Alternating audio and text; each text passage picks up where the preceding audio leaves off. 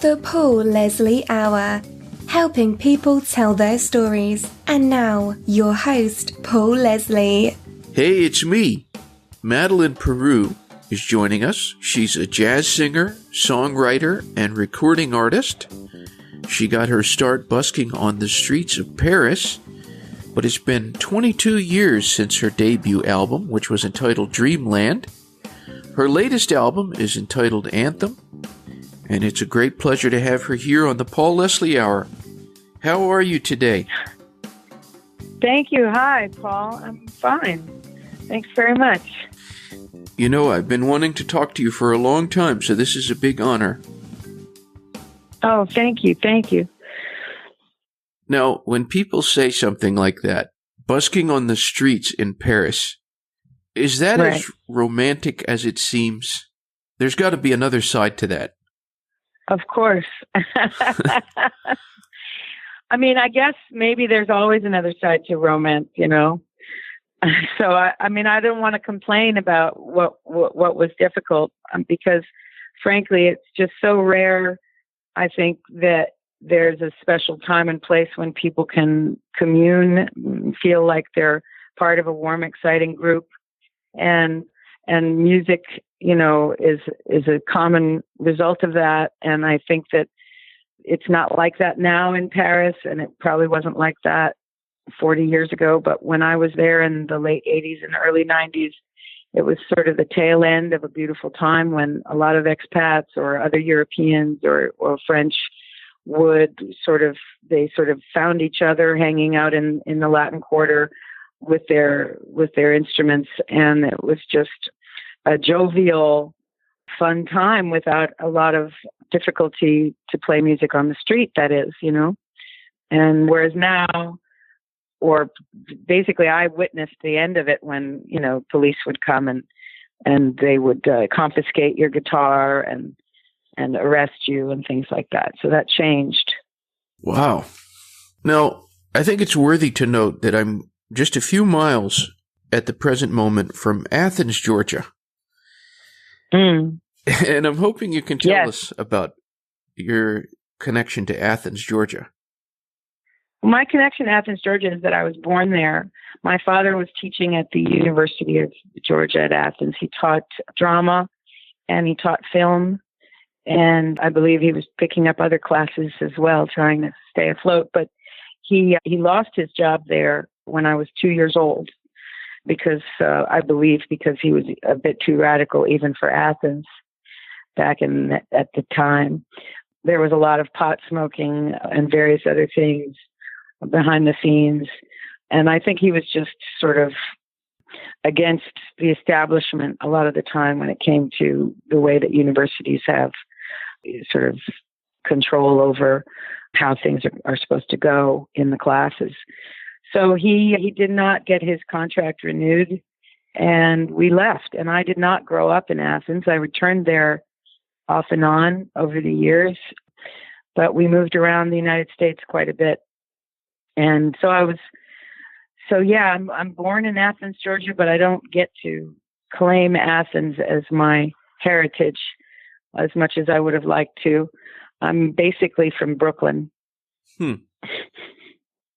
Sorry if that's disappointing. No, not at all. Not at all. I'm seeking the truth here. Yeah, so we all are. Yeah. So I'm sure that if I tried to, I would fumble with the words. But to me, this album seems really different from your others. Mm. Do you feel that way? Or I do, very much. Because, for one, I think that even though I've tried to be a co-writer and I've tried to work on original songs in the past, I think this record was more inspired by what I felt was a dearth of material that would address what's going on in our world today. And that it was like when I was performing 2 or 3 years ago, felt like there's an elephant in the room, and I wanted to be able to address the issues that were lit in our lives, not just the politics of 2016 when I was on the road writing this record, but also I think just our everyday experiences in this country, and that have been that way for a long time, economically, racially. I don't think that we touched on, hardly scratched the surface, but I think that the record was at least an attempt to open up some dialogues about what's going on, what it feels like to be around today. And I just didn't think I had any songs that would address that. And I wanted to be able to have some material that I felt, could open it up. I don't know. Sometimes I feel we opened it up too much, but you never know. I mean, it's music, so it takes on a life of its own once it's done, Now, did you have a clear idea of the concept of an album, or did that just kind of unfold on its own? It unfolds on its own. I think that happens to me anyway, but in this particular case, I just was given the opportunity to co-write with these wonderful songwriters. And after about 6 to 8 months, I started to feel like we might have a record. And then I asked Larry Klein, please, let's go ahead and do this quickly, because it feels like it's meant to be contemporary. And during that period, I learned the song that Leonard Cohen had written called Anthem, which I had never heard. I became obsessed with that song, and it turns out to make sense as a title song because it sort of covers, I think, all of the stories that are on there in a way. It sort of relates everything to one theme by calling it that. But the songs are written first, I really liked the interpretation of Anthem that's on there. And I'm hoping you can tell us, because you're welcome. You've recorded a couple of Leonard Cohen songs now. What does Leonard Cohen mean to you? I think of Leonard as a poet and a human being, and not a god or anything like that. But I think it's the fact that he, for my experience, he's really embraced fallibility, and he embraced it in a way that is, like we were saying, truth-seeking and honest, and sometimes brutally honest with himself. And that gives me hope. It gives me faith in men. It gives me faith in poetry, and it gives me faith in my own life. So I guess I gave him a lot of credit. That's why I prefaced it with, he's just a human being. Was there any doubt in your mind that you were going to call the album Anthem? Yes, absolutely. But I didn't have a title, and I was looking for something outside the record, and I couldn't find anything better than Anthem. Yeah, but it makes sense to me. The term anthem means more than a political, nationalistic idea. It also, I think, has always meant something a little bit more poetic to me, in that it covers this idea that each one of us has to sort of build our own individual anthem, our own philosophy of life. And what do I say when I decide what defines me? How do I do it? And a song, just like how a bird has to have its own song, even if it's a mockingbird, it still belongs to that bird, So I feel strongly that it's an interesting concept for life, having your own anthem. And it's an individual thing. And that's one of the reasons I was so obsessed with this song when I discovered his lyric, where he says, there's a crack in everything. So it's very accepting, but also curious. It's like inquisitive and eager to learn. It's a song that makes you want to think and ask more questions, rather than makes you decide what you might already agree with, Wow. It seems like you're a person who really values the individual. Well, I don't want to make it sound like it's a capitalistic thing to say that. I would say that I value the power that we have to be thinking people, and to be, to live an examined life. That's kind of what I mean. Mm-hmm. Now, for the songs that you all wrote together, what was that process like? It changes with every song. One of the first songs we wrote was Down on Me, because I felt that I had witnessed a whole lot of this sort of financial spiral, and I just suggested the direction of the song be that no matter what bad things keep befalling me, but I keep getting knocked further and further down, I can't seem to be able to get out. Once you have one thing happen to you, one tragedy or even just an accident, that a small problem can spiral into a huge financial problem, and it can go on, it seems like it'll never come back. So the idea was that the chorus would have descending chords and we would be singing down, down, down, down, down. So that's basically what I'm telling you now is kind of what I said to these musicians. And I said, okay, let's try it. And we, Larry Klein and Patrick were probably coming up with these chord progressions, Patrick Warren, sorry. And I know that David Bearwald immediately, came up with lyrics, as he always did. So did Brian McLeod on the drums. And that was the first day. But so on some other songs, it was completely the other way around, where Larry, for example, I remember Larry Klein came in with a bass line for the song that became Lullaby. And Patrick Warren filled those chords out, and it became so meditative to me that I was really stuck on this sort of image of what the song could be about. But I had no way of approaching the lyrics until David Bearwald and I took a drive around LA, went and got some really bad burger somewhere, greasy that is, bad for you. And I just described this image to him, and then he wrote the entire lyric pretty much in one go. And I didn't understand how to phrase it until he said, just look at it again, But there were various things on each of these songs where sometimes things came up, and the Honey Party was like that. They were just jamming over these chords, and I went back to the hotel and woke up the next day and saw a bee on dancing around and came up with those lyrics myself. Yeah. All mixed up. Yeah. This is probably a difficult question. Could you pick a song from the album that you think best represents the album? Not necessarily your favorite. Well, I don't know. I mean, I guess Anthem is the one that I believe best represents the album and its content and in its spirit.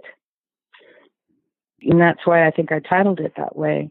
But because Leonard Cohen wrote it, perhaps you want me to pick one that we wrote. Gosh, I don't know. All My Heroes, maybe. I don't know. I really don't know. There was one song that, maybe this is a little indulgent, but I wanted you to tell us about Liberté. Right.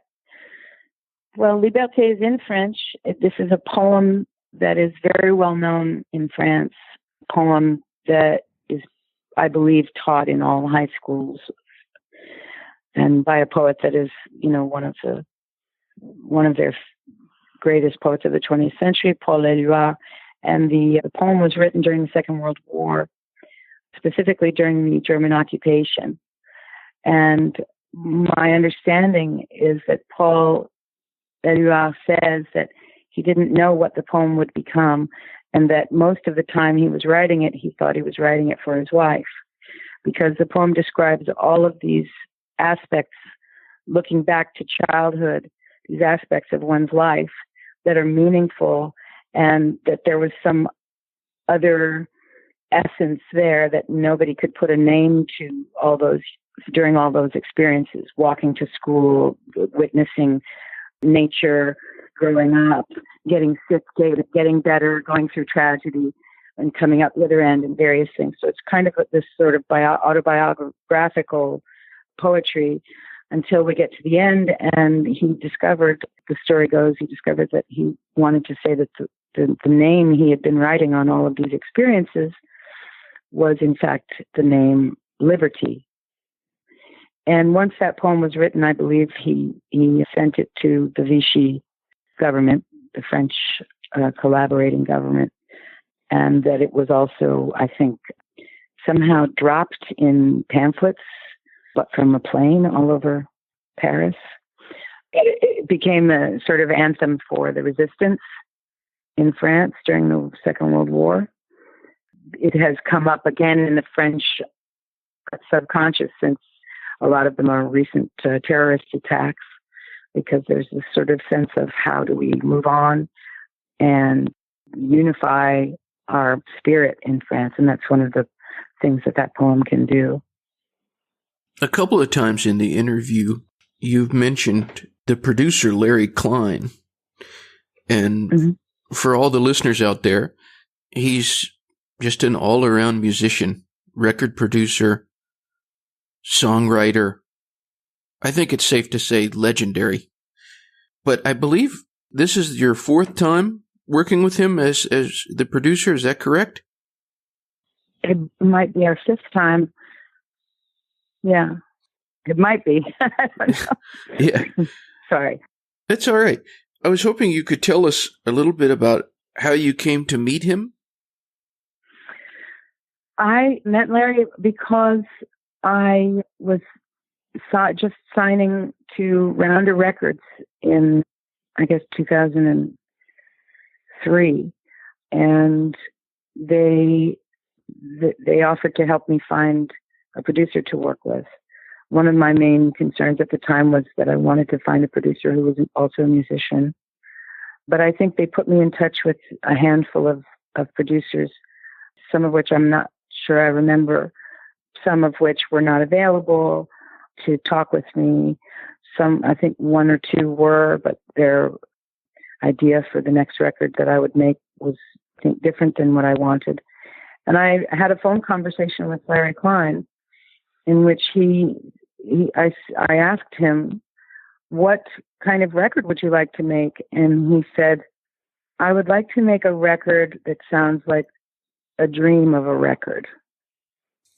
and I thought, I have no idea what that means, but I'll try to understand it. And that's basically where it started. And he was pivotal, by the way, in wanting to do Leonard Cohen songs. We spent a lot of time discovering. I think he sent me a book of all the lyrics that Leonard Cohen had written, and I started messing with lots of different of those, many of those songs. I was familiar with him and had never recorded anything by him, but I was super excited to look into that. Yeah. What do you think it is about Larry Klein that makes the working chemistry so good? I don't know. I believe that, one of the seems to be the reason for me is that he is a musician in his heart and soul, that he is thinking of things in terms of, in sort of the general approach that a musician would, and in terms of why it's joyful, why something is so wonderful, and always seeking that, just like he certainly has the passion of a child in that way. Myself and Larry's relationship, it might be that he's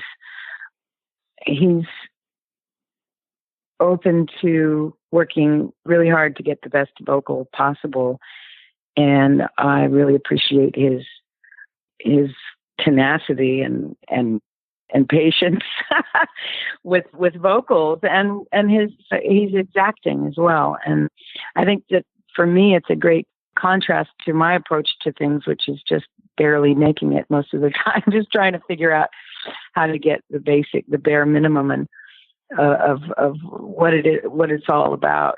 I think I'm more messy in my approach to things, and he's more of a perfectionist in a different way.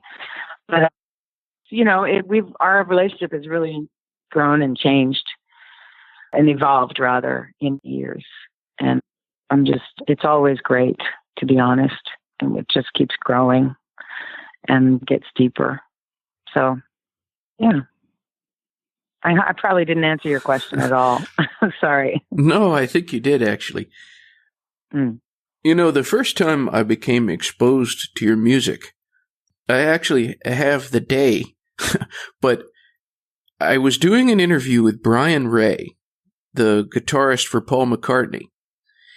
And I asked him, what are you listening to the most in your iPod? And he mentioned your name first. No. Yeah. And the very same day, I was really excited. And so I was pacing around at a Barnes & Noble. And they were playing one of your songs the same day. And I asked the lady, I still remember this. I asked her, who is this? And she said, it's Madeline. Gosh, I can't remember her last name. And I said, it wouldn't be Madeleine Peyroux, would it? She said, yeah, that's it. Well, I'm glad they got the first name. I'm curious to know, is it a thrill? I mean, is it kind of mind-blowing when you hear things about maybe people that you admire, especially when you find out that they're a fan of your work? Oh, of course. Yeah, it's stunning. Remember, I happened to be friends with Leonard Cohen's daughter before I knew who he was, because we were both going to the American School of Paris for a little while. And we had classes together and we were friends. And I remember that after I dropped out of high school, I made a record, my first record. And a few years after that, I called Lorica Cohen, and Leonard answered the phone. And I said, oh, it's Madeline Peyroux. And he says, Madeline what? And I said, Madeleine Peyroux. And he said, oh, I like what you do. And I was like, oh! And I'll put Lorca on now. I said, okay. Anyway, yeah, of course. It means a ton to be able to be part of that group if they'd have me as a member. And that's very exciting. Now, when somebody listens to this album, Anthem, is there any ideal reaction that you would get? What do you want someone to get from the experience of listening? Well, the trickiest thing about that right now is that changes for me, because the meaning that the record has seems to evolve now that it's out. These songs seem to be evolving I'm playing them live every day and find different aspects of them that are more important from day to day, whether it's being soothed, which I believe is probably number one first priority for musicians right now, is to make sure that we're giving somebody something that can console them. And I think perhaps it gives us a chance to feel empowered, because they are songs about what's happening now. And if people feel empowered by the idea of talking about things openly and not feeling shut down or closed inside their own worlds, bombarded by news and media and constant, almost soap opera melodrama or real drama, I hope that we can be, part of that, because music brings people together. So that's the ultimate goal, really, just to be all of us to actually share something. Well, on the note of sharing, at the end of all of my interviews, I have the most open-ended question possible. I always like to give the guest the stage where they can go wherever they want. Just whatever you would say to our audience. Oh, I felt like you've been doing that the entire time. And given me a whole lot of open space and air. But what would I say?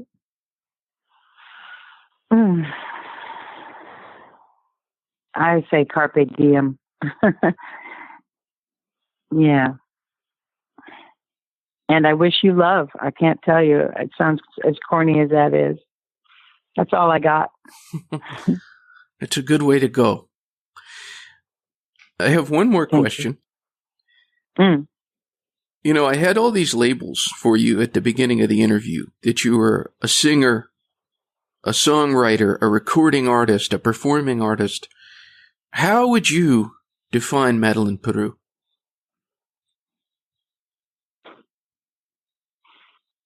Yeah, I'm a singer, I guess. Yeah, I'm a singer, and it's what I was hoping might happen. I would someday become a singer, and I've been working on it, and I'm going to continue to work on that. And that's definitely my first joy. Well, anyone out there, if they want more information, they can visit madelinepeyroux.com, and it's spelled Peyroux. It's been a great pleasure to welcome you. Thanks so much. Thank you so much. I've enjoyed this. For everything. All right. Well, I appreciate it a lot. Have a wonderful day. You too. All right. You too, Paul. Thank you very, very much. Thank you. Bye. Bye-bye. The Paul Leslie Hour is hosted, produced, and written by Paul Leslie for Lifestyles Entertainment and Media. The Paul Leslie theme song composed, recorded, and produced by Jeff Pike. Outro music composed, recorded, and produced by John Goodwin, originally appearing in the short film Malukas and Vulnerable Jelly Things. Please consider subscribing to the Paul Leslie Hour, and if you like us, give us a review. It'll help other people to find this content. All past interviews are also available on YouTube. For more information, you can visit thepaulleslie.com and be sure to follow us on Facebook, Instagram, and Twitter @ThePaulLeslie. Thanks for listening. Be good.